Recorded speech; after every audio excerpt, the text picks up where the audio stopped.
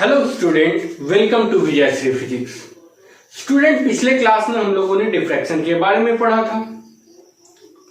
आज हम लोग देखेंगे डिफ्रैक्शन और ऑप्टिकल इंस्ट्रूमेंट में क्या रिलेशन है, फिर डिफ्रैक्शन ग्रेटिंग के बारे में पढ़ेंगे, तब जाकर हम लोग पोलराइजेशन ऑफ लाइट के बारे में स्टडी करेंगे। तो पहले बात करते हैं हम लोग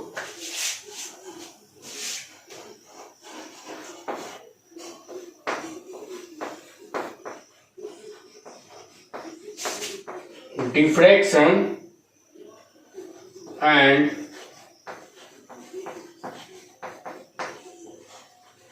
optical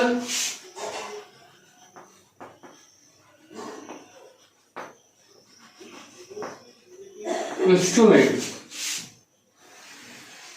diffraction and optical instrument. तो स्टूडेंट, जितने भी जैसे ऑप्टिकल इंस्ट्रूमेंट है, जैसे आपके पास माइक्रोस्कोप हुआ या टेलीस्कोप हुआ, तो इनके जो ऑब्जेक्टिव होते हैं, इनके ऑब्जेक्टिव एक सर्कुलर अपर्चर की तरह व्यवहार करते हैं। अब लाइट सर्कुलर अपर्चर से इंसिडेंट करके पास करता है तो वो डिफ्रैक्ट हो जाता है वहां से, उसके कॉर्नर से, या फिर सर्कुलर अपर्चर से मुड़ने की घटना को हम लोग क्या बोलते हैं, डिफ्रैक्शन बोलते हैं। तो वहां से लाइट क्या होता है, डिफ्रैक्ट हो जाता है। और अगर उस ऑब्जेक्टिव के द्वारा देखा जाए तो ऑब्जेक्टिव के द्वारा किसी ऑब्जेक्ट का पॉइंट, शार्प पॉइंट इमेज नहीं बनता है। उसके जगह पर एक ब्राइट सर्कुलर डिस्क की तरह इमेज बनता है, जो कि सराउंडेड होता है concentric dark and bright rings से। और इस रिंग्स को हम लोग बोलते हैं एरे डिस्क या एरे रिंग्स। इन एरे रिंग्स का जो हाफ सर्कुलर विड्थ होता है, एंगुलर विड्थ होता है, वो होता है 1.22 इंटू डी बाई लैम्डा। अगर हम इसकी लीनियर विड्थ की बात करें तो लीनियर विड्थ इसका एफ थीटा होता है, जहां एफ उसका फोकल लेंथ होता है, उस ऑब्जेक्टिव लेंस का फोकल लेंथ होता है, और डी जो होता है उसके अपर्चर के बारे में बात। तो पहले हम लोग ये सब देख लेते हैं।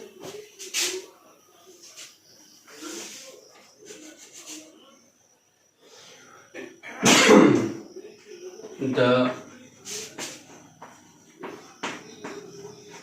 objective of optical instrument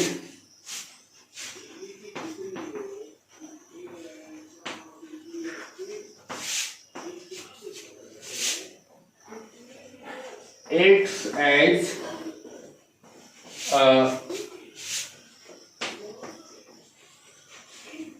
circular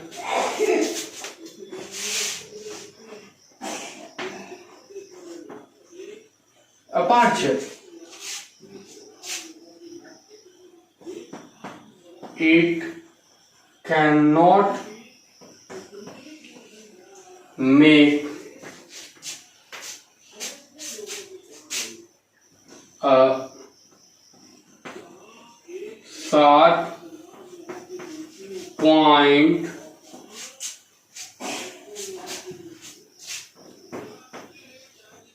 image, sharp point image of an object,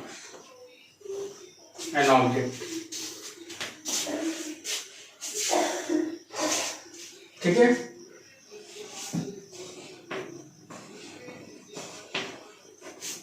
Instead of this,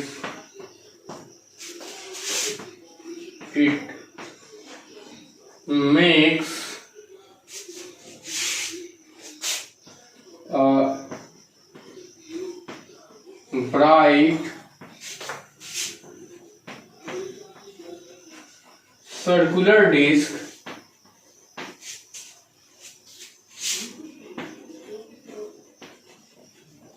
surrounded by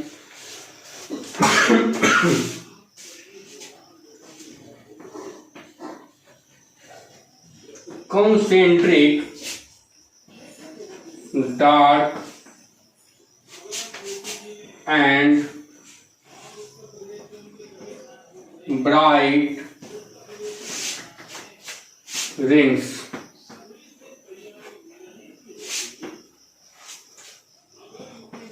These are called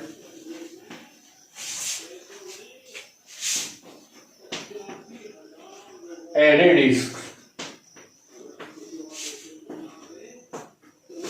ठीक है, इसको एरे डिस्क बोलते हैं।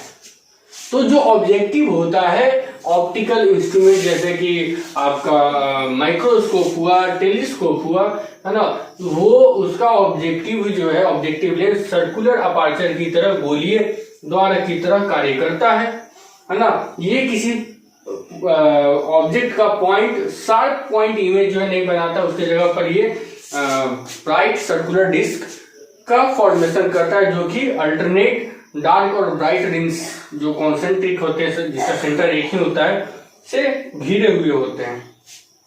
ठीक है, उसको हम लोग एरे डिस्क बोलते हैं। अब इसका जो है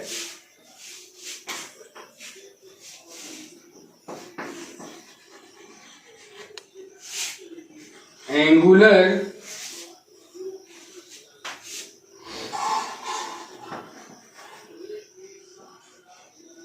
विड्थ ऑफ, ये हाफ होगा,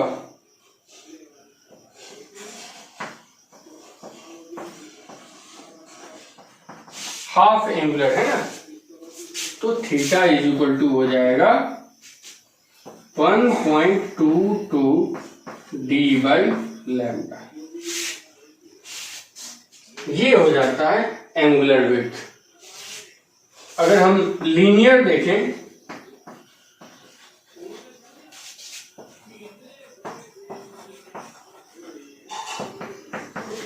तो वो हो जाता है एफ थीटा। यहां पर देखिए डी जो है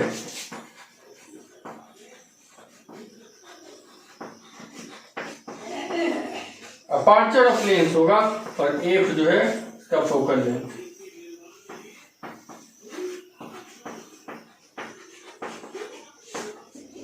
ठीक है, तो ये हो जाता है। बात करते हैं इसके बाद डिफ्रैक्शन ग्रेटिंग की। तो डिफ्रैक्शन ग्रेटिंग क्या होता है? देखिए, डिफ्रैक्शन ग्रेटिंग जो है एक ऑप्टिकल इंस्ट्रूमेंट है ना।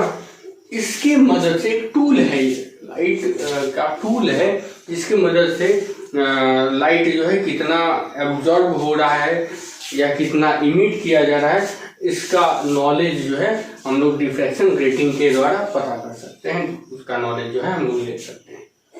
तो डिफ्रैक्शन ग्रेटिंग जो है एक ऐसा इंस्ट्रूमेंट है जो कि हेल्प करता है, हमको बहुत हेल्प करता है लाइट के एमिशन और एब्जॉर्प्शन के बारे में नॉलेज लेने में, है ना। ये बहुत से number, large number of parallel slit जो है कंसिस्ट करता है, जो कि इक्वली स्पेस्ड होते हैं, है ना। और इसके कारण जो हमें सेंट्रल मैक्सिमा मिलता है, तो सेंट्रल मैक्सिमा का जो पाथ डिफरेंस होता है d sine theta, it is equal to होता है इन लैम्डा, है ना।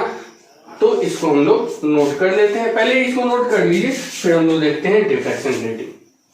तो हम लोग पढ़ने जा रहे हैं डिफ्रैक्शन ग्रेटिंग।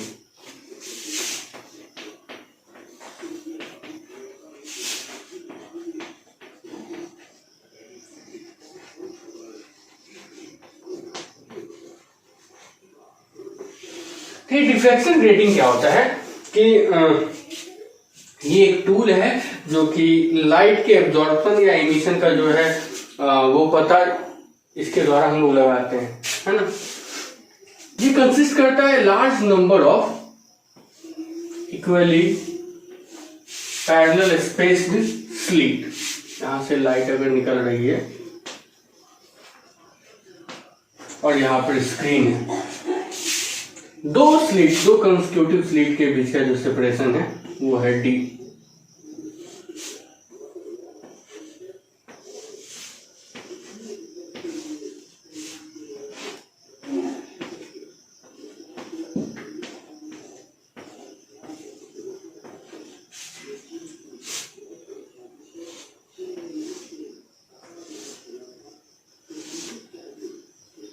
तो लाइट जो हम लोगों को यहां पर पड़ती है, तो सेंट्रल क्या होता है सेंट्रल जो है वो मैक्सिमा मिलता है हम लोगों को।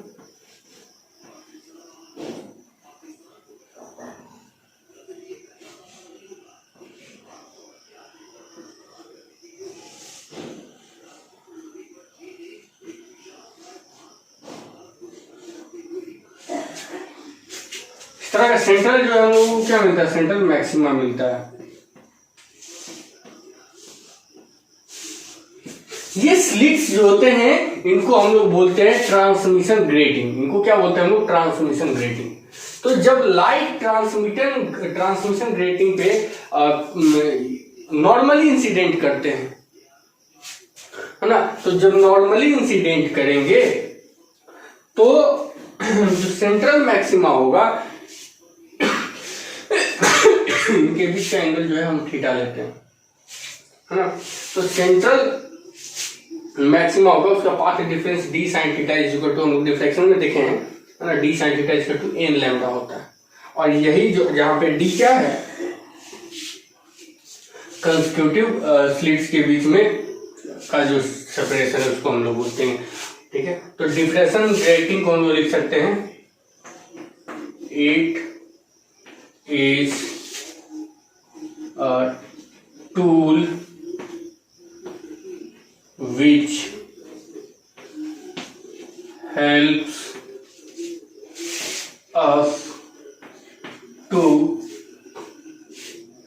which helps us to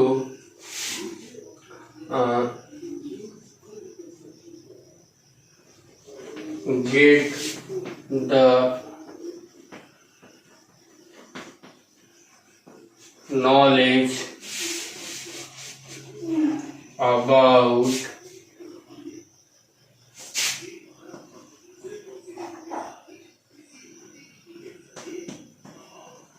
emission or absorption of light, है ना। जब when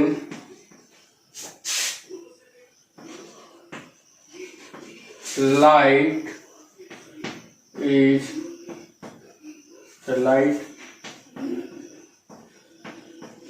incident on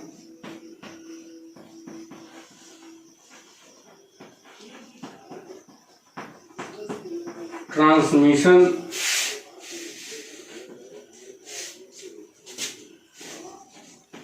grating normally, then यहां पर देखिए, इसको हम लोग लिख लेंगे, it consist a large number of, इसको नेक्स्ट पार्ट में लिख ले रहे हैं, है ना, grating normally then the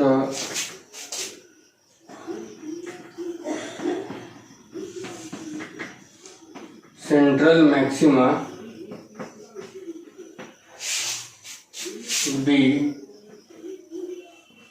d sin theta is equal to n lambda, where d बराबर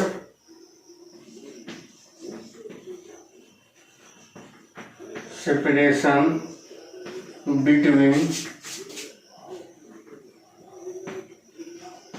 consecutive slits,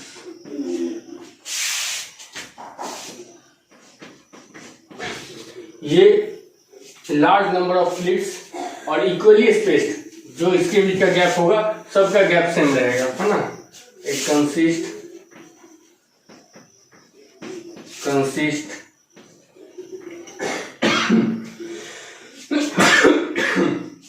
large number of slits which is equally spaced, है ना। तो डिफ्रैक्शन ग्रेटिंग बेसिकली है क्या, ये एक टूल है जो कि लाइट के इमिशन और एब्जॉर्प्शन का नॉलेज लेने के लिए लोग यूज करते हैं। ये बहुत संख्या में स्लिट्स जो है वो कंसिस्ट करता है, जो कि इक्वली स्पेस मतलब एक समान दूरी पर अरेंज रहते हैं। जब और इसी को हम लोग बोलते हैं ट्रांसमिशन ग्रेटिंग। जब लाइट इन ट्रांसमिशन ग्रेटिंग पर नॉर्मली इंसिडेंट करता है तो सेंट्रल मैक्सिमा जो होता है हमारा वो d sin theta equal to n lambda हो जाता है। तो ये है हमारा डिफ्रैक्शन ग्रेटिंग, है ना। अब हम लोग पढ़ेंगे पोलराइजेशन ऑफ लाइट। स्टूडेंट अब हम लोग पोलराइजेशन ऑफ लाइट के बारे में पढ़ेंगे।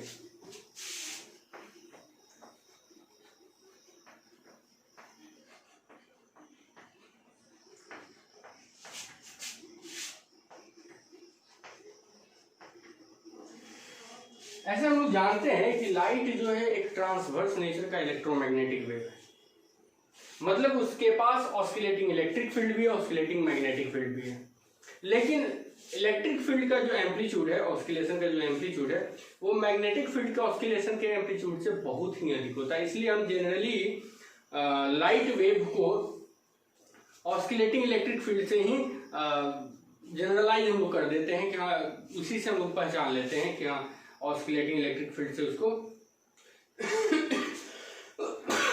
कैरेक्टराइज कर दिया जाए। मैग्नेटिक फील्ड को हम लोग क्या करते हैं, छोड़ देते हैं, क्योंकि इलेक्ट्रिक फील्ड का एम्पलीट्यूड मैग्नेटिक फील्ड की तुलना में बहुत ज्यादा हो जाता है। तो इसको पहले नोट कर लेते हैं हम कि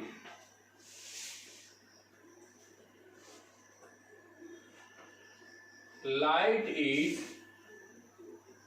an electromagnetic wave of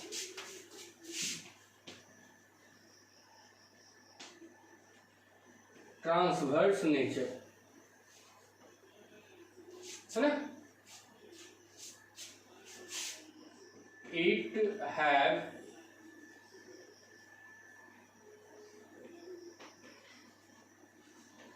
oscillating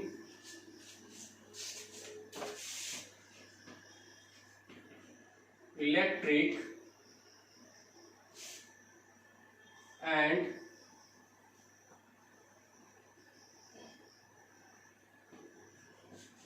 magnetic field, ठीक है। लेकिन amplitude of electric field is larger than amplitude of magnetic field, but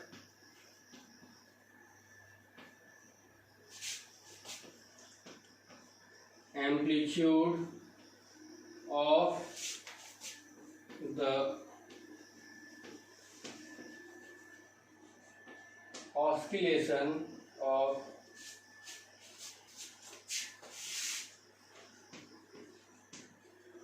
electric field is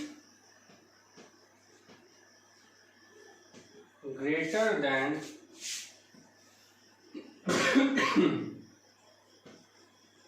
that of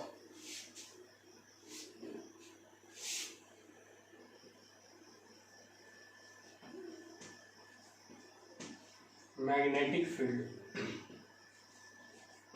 है ना। इसलिए हम लोग इलेक्ट्रिक फील्ड के ऑस्किलेशन से ही इसको कैरेक्टराइज करते हैं लाइट वेव को। अब देखिए कि एक अनपोलराइज्ड लाइट के बारे में यदि हम बात करें तो अनपोलराइज्ड लाइट का जो हम लोग ऑस्किलेशन देखेंगे, इलेक्ट्रिक फील्ड का ऑस्किलेशन, वो अगर ये इस डायरेक्शन में मूव कर रहा है, लाइट जो है इस डायरेक्शन में प्रोपागेट कर रहा है, तो इस प्रोपागेशन के परपेंडिकुलर प्लेन जो होगा उस प्लेन पर उस सभी दिशा में ऑस्किलेट करता है। The electric field oscillates in every direction in the plane perpendicular to the propagation of light wave, then that wave is known as unpolarized light या unpolarized wave। ठीक है, यहाँ पे ये लाइट मूव कर रहा है और ये लाइट के परपेंडिकुलर प्लेन है, तो लाइट यहाँ पर अगर ऐसे भी ऑस्किलेट करे, इधर भी ऑस्किलेशन है, इसका इधर भी ऑस्किलेशन है, इधर भी ऑस्किलेशन है, सारे डायरेक्शन में ऑस्किलेट कर रहा होता है, तो इस लाइट को हम लोग बोलेंगे अनपोलराइज्ड लाइट। ये कौन सा बताया जाएगा?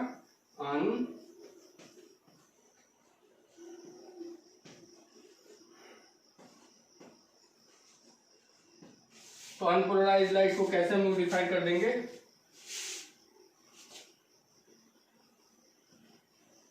When the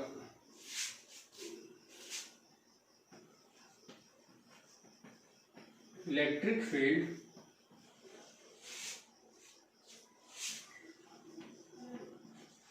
oscillates in every direction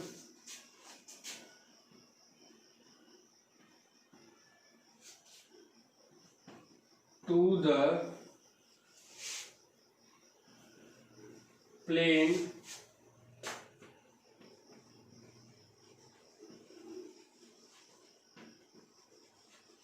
perpendicular to the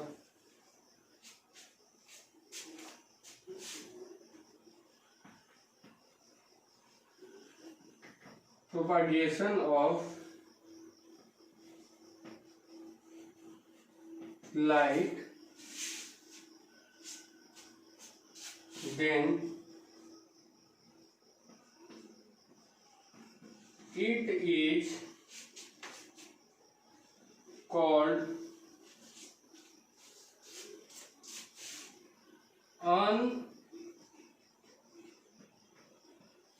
unpolarized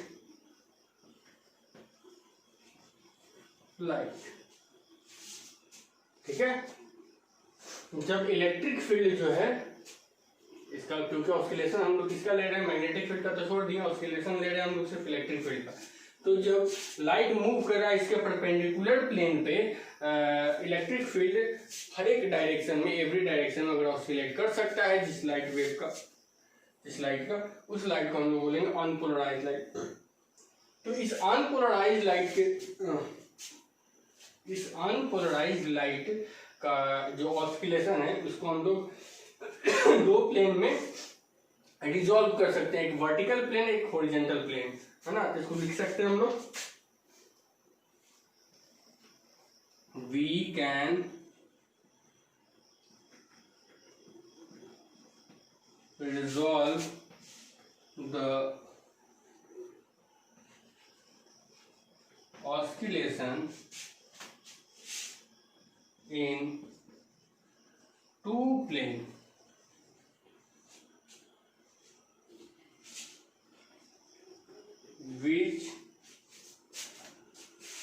which is आपका हो जाएगा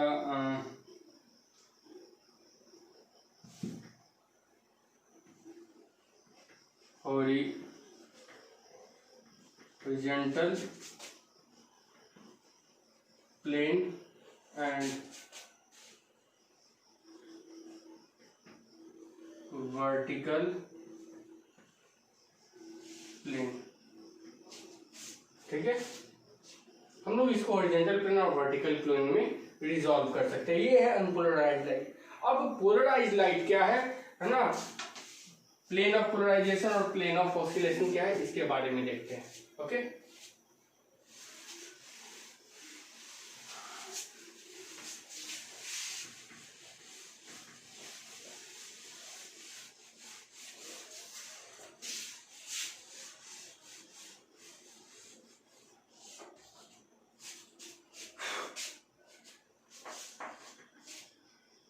देखिए अब क्या है कि लाइट इस डायरेक्शन में मूव कर रहा है और ये हो गया लाइट के मोशन के perpendicular plane.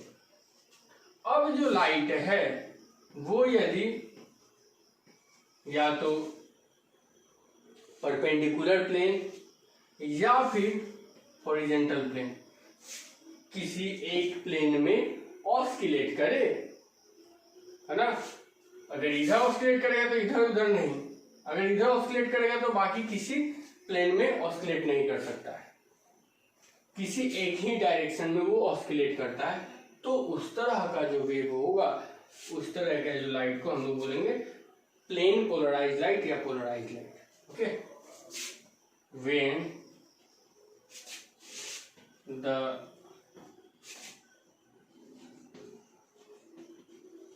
electric field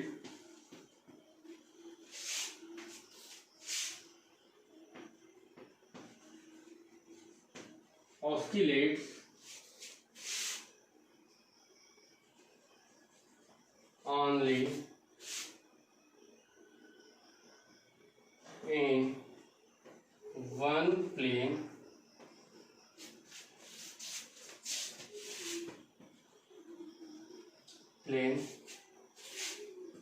then the light is called plane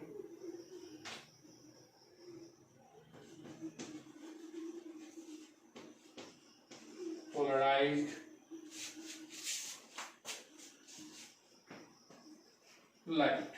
okay, जब इलेक्ट्रिक फील्ड जो है वो किसी एक ही प्लेन में ऑस्किलेट करे तो उस तरह का जो लाइट होगा उसको प्लेन पोलराइज लाइट या पोलराइज लाइट बोलेंगे। ओके, अब देखिए कि जिस प्लेन में ये ऑस्किलेट कर रहा है ना, उस प्लेन के पैरेलल वाले, मतलब इसके ऑस्किलेशन के पैरेलल जो प्लेन है उसको हम लोग बोलेंगे प्लेन ऑफ ऑस्किलेशन, और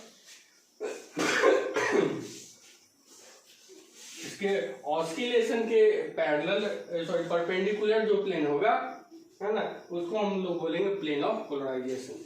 तो नोट करते हैं हम लोग प्लेन ऑफ ऑस्किलेशन और प्लेन ऑफ पोलराइजेशन को।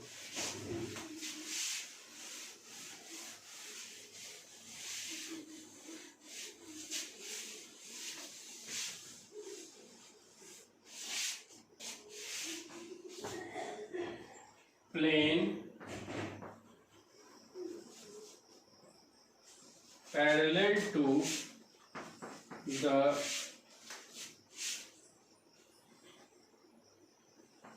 axis of oscillation of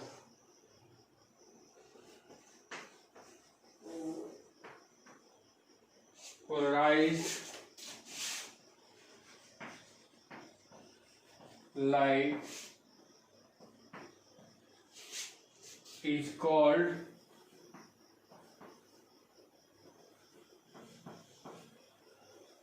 plane of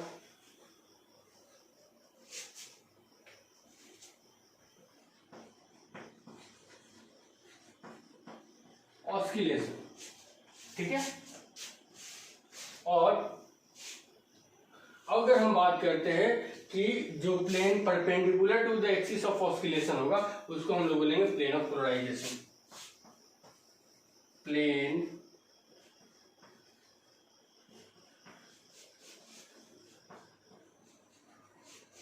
perpendicular to the axis of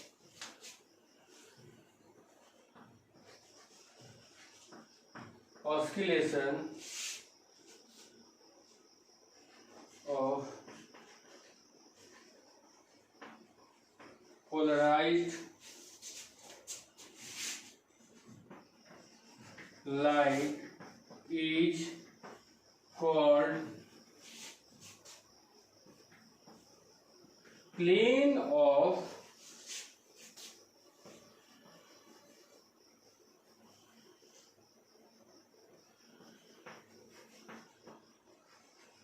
polarisation. तो ये कुछ इंपॉर्टेंट पॉइंट्स हो गए, है ना।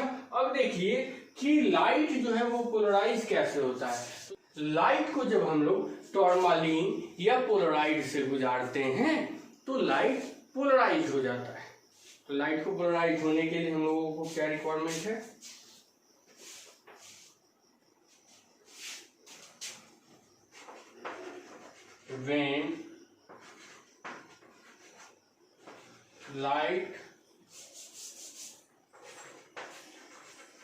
when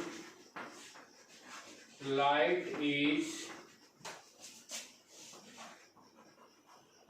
passed through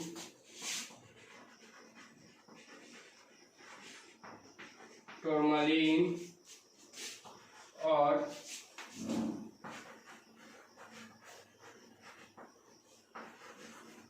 polarize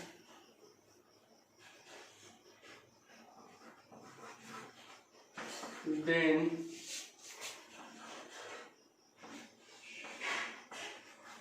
light becomes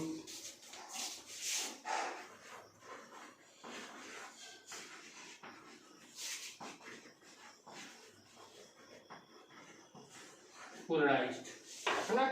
light को जब टर्मालिन या पोलराइड से गुजारते हैं तो वो पोलराइज्ड हो जाता है, ध्रुवित हो जाता है ना। तो ये पोलराइड क्या है इसके बारे में देखते हैं, है ना। टर्मालिन एक क्रिस्टल है, तो उस क्रिस्टल से गुजारने के बाद भी लाइट का जो ऑस्किलेशन है वो किसी एक प्लेन पे हो जाता है, ठीक है, जिससे हम लोगों को प्लेन पोलराइज लाइट मिलता है। उसी तरह पोलराइड भी है, तो पोलराइड के बारे में हम लोग नेक्स्ट पढ़ते हैं। तो पहले इसको नोट कर लीजिए, फिर पोलराइड के बारे में पढ़ते हैं। स्टूडेंट, अब हम लोग पोलराइड के बारे में पढ़ेंगे।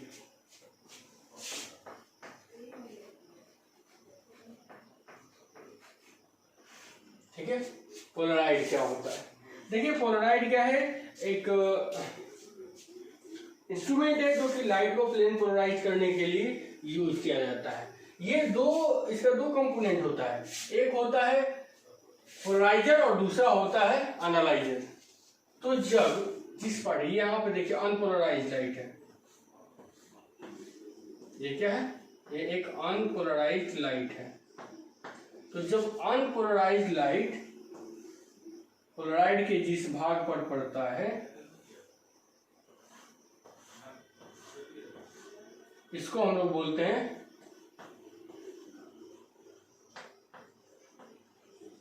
पोलराइजर। फिर यहां से जो लाइट, ये क्या करता है, लाइट को पोलराइज कर देता है, प्लेन पोलराइज करता है। अब ये जो प्लेन पोलराइज पोलराइड के जिस भाग पर पड़ता है उसको हम लोग बोलते हैं एनालाइजर।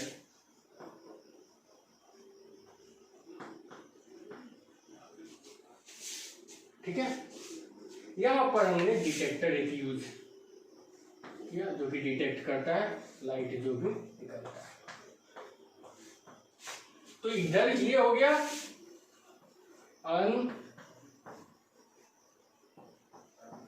अनपोलराइज्ड लाइट, ये हो गया आपका पोलराइज्ड लाइट, ठीक है, और ये हो गया आपका detector.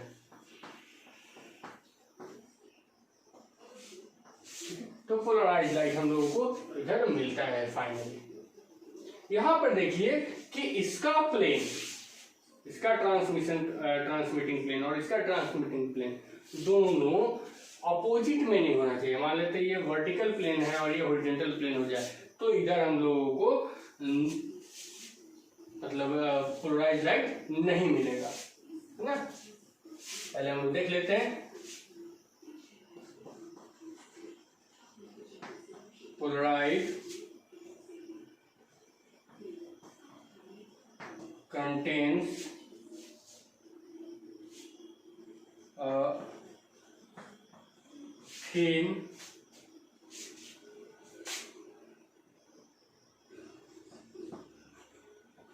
film of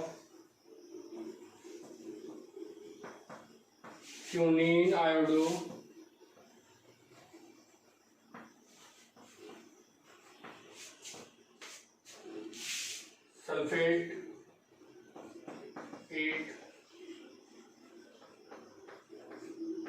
consist two parts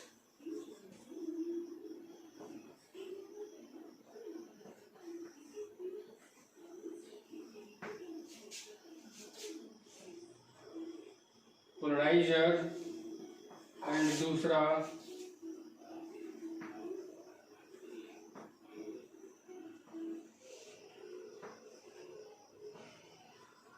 analyser. ठीक है, पोलराइजर क्या हो जाएगा? Unpolarised light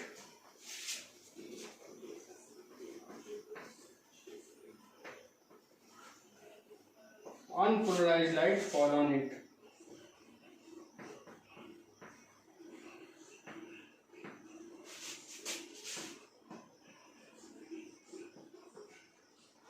fall on it।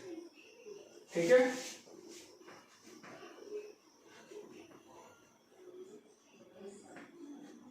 Analyser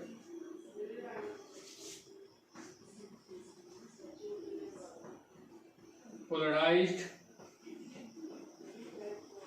light fall on it।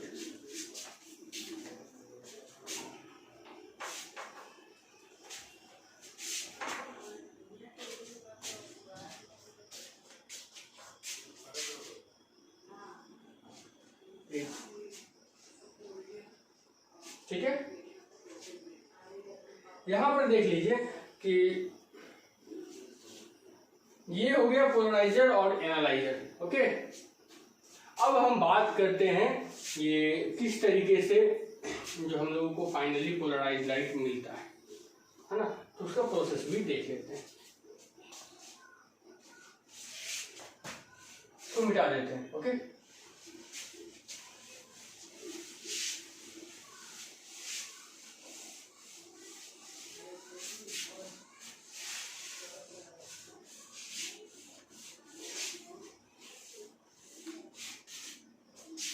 यहाँ पर देखिए कि हमारे पास ये एक पोलराइजर हो गया, दूसरा एनालाइजर हो गया।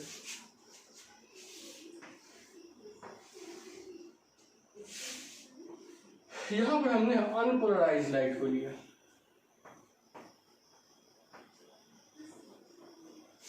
ये अनपोलराइज लिया और इस पोलराइजर का जो प्लेन है ये हमने वर्टिकल प्लेन लिया, और एनालाइजर का भी प्लेन हमने वर्टिकल लिया। तो यहां से हमने प्लेन पोलराइज लाइट जो कि वर्टिकल प्लेन में हम लोगों ने पाया, जिससे फाइनली हम लोगों को plane polarise light vertical plane में ही प्राप्त हुई। ठीक है, लेकिन जैसे ही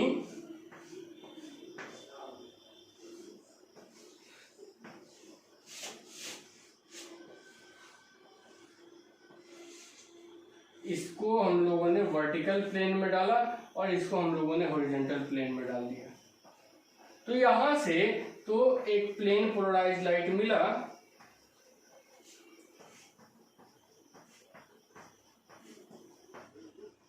लेकिन अब इधर से नो लाइट, यहां से कोई लाइट नहीं मिलेगा। ये आपको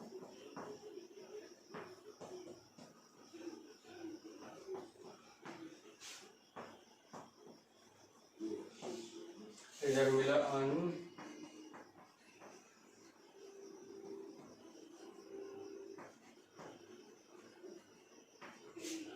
तो प्लेन पोलराइज लाइट इधर भी मिला बट इधर नो लाइट मिला, लाइट मिला ही नहीं। तो इसको समझने के लिए ये क्यों होता है, तो इसको समझने के लिए हम लोग मालूज लॉ जो है उसका यूज करते हैं।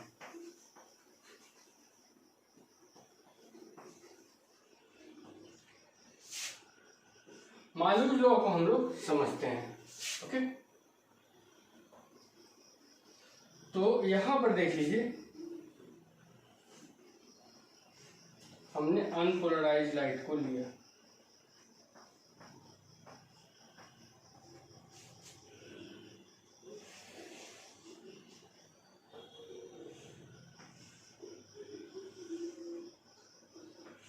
इसको वर्टिकल प्लेन में लिया, और एनालाइजर का जो प्लेन है उसका प्लेन थोड़े एंगल पे हम लोगों ने कर दिया।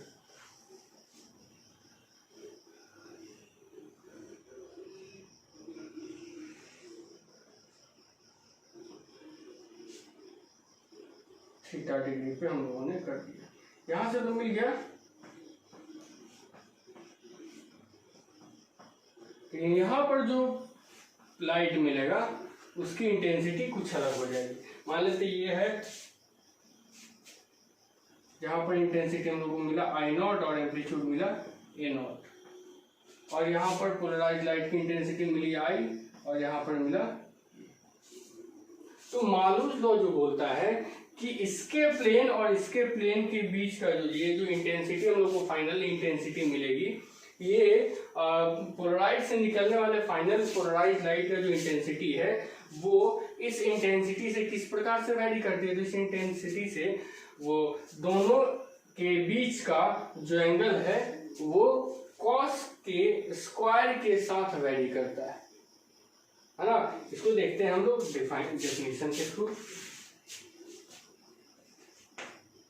According to him the intensity of plane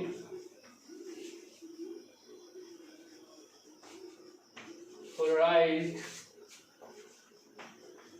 light varies as the square of cosine angle between the plane of polarizer and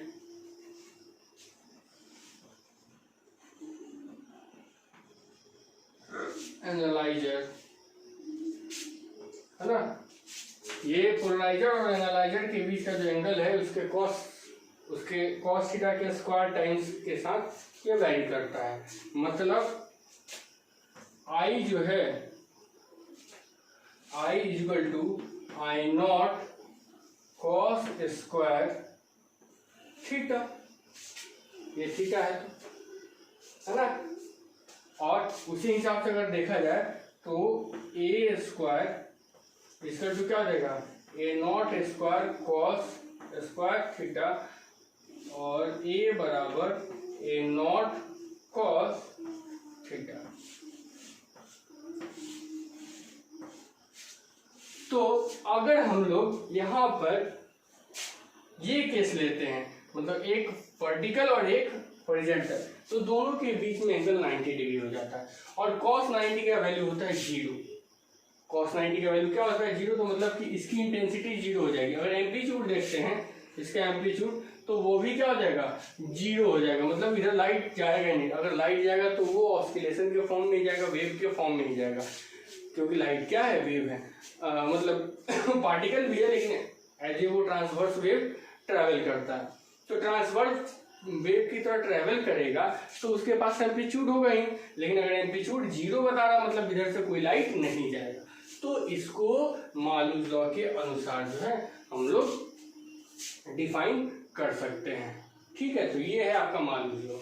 अगर हम बात करें इधर की इंटेंसिटी और इधर की इंटेंसिटी, इसको मान लेते हैं I डैश। तो I डैश और I0 की बात करें तो जो I डैश की इंटेंसिटी होगी उसका हाफ हो जाएगा I0, मतलब I0 is equal to I dash by 2, इसका हाफ हो जाता है। तो ये है मालूस लॉ। अब हम लोग पढ़ेंगे ब्रूस्टर लॉ। स्टूडेंट, अब हम लोग पढ़ेंगे ब्रूस्टर लॉ।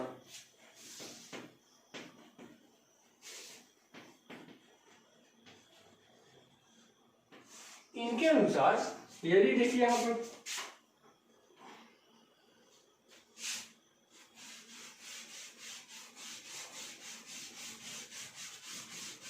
ये कोई ट्रांसपेरेंट सरफेस है ना।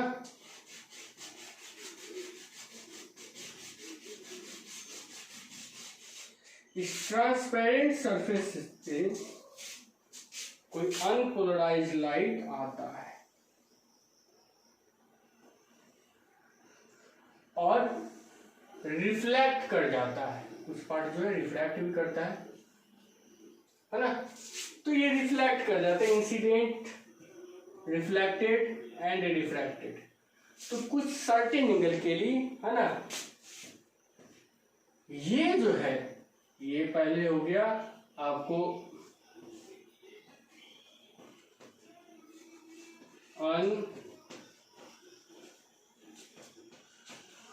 अनपोलराइज लाइट आया। लेकिन जो रिफ्लेक्टेड लाइट होता है वो एक प्लेन पोलराइज लाइट होता है।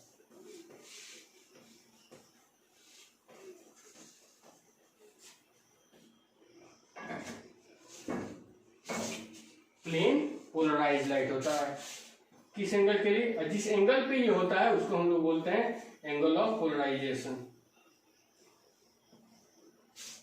एंगल ऑफ पोलराइजेशन मतलब थीटा पी पे इंसिडेंट हुआ तो थीटा पी पे रिफ्लेक्ट हुआ, और रिफ्लेक्शन के बाद ये जो रे मिलेगा वो हम लोगों को मिलेगा प्लेन पोलराइज लाइट। ठीक है, तो ये एंगल निश्चित रूप से कितना होगा, अगर हम बात करते हैं कि थीटा पी और प्लस थीटा आर है ना, इट इज इक्वल टू, यहां से क्लियरली दिखाई दे रहा है कि ये 90 डिग्री हो जाएगा। मतलब theta P plus theta R is equal to 90 degree है ना। तो theta R is equal to कितना हो जाएगा, 90 डिग्री माइनस थीटा। अब हम इस सरफेस पे स्नेल्स लॉ का यूज करते हैं। तो according to Snell's law, sine I के जगह पे कितना है थीटा पी बटा sine theta R is equal to कितना हो जाएगा म्यू। थीटा आर की जगह पे हम लोग क्या लिख सकते हैं 90 माइनस थीटा पी। तो साइन थीटा पी बटा sine 90 minus theta P is equal to mu. तो ये क्या हो जाएगा sine theta P by cos theta P बराबर म्यू। तो ये कितना आ जाएगा tan theta P is equal to mu ना। तो इनके अनुसार लॉ को हम लोग लिख देते हैं, when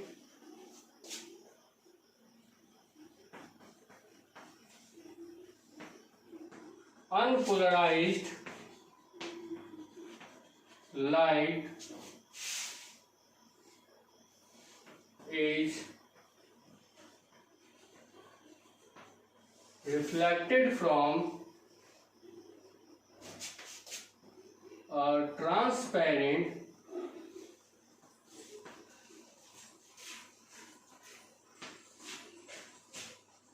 surface, then the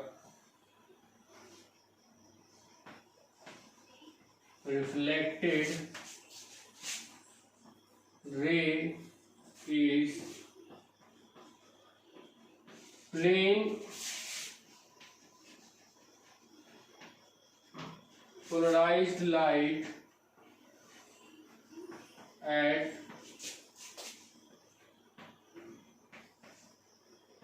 certain angle,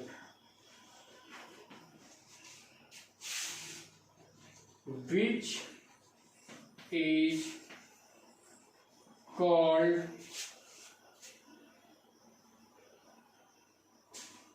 angle of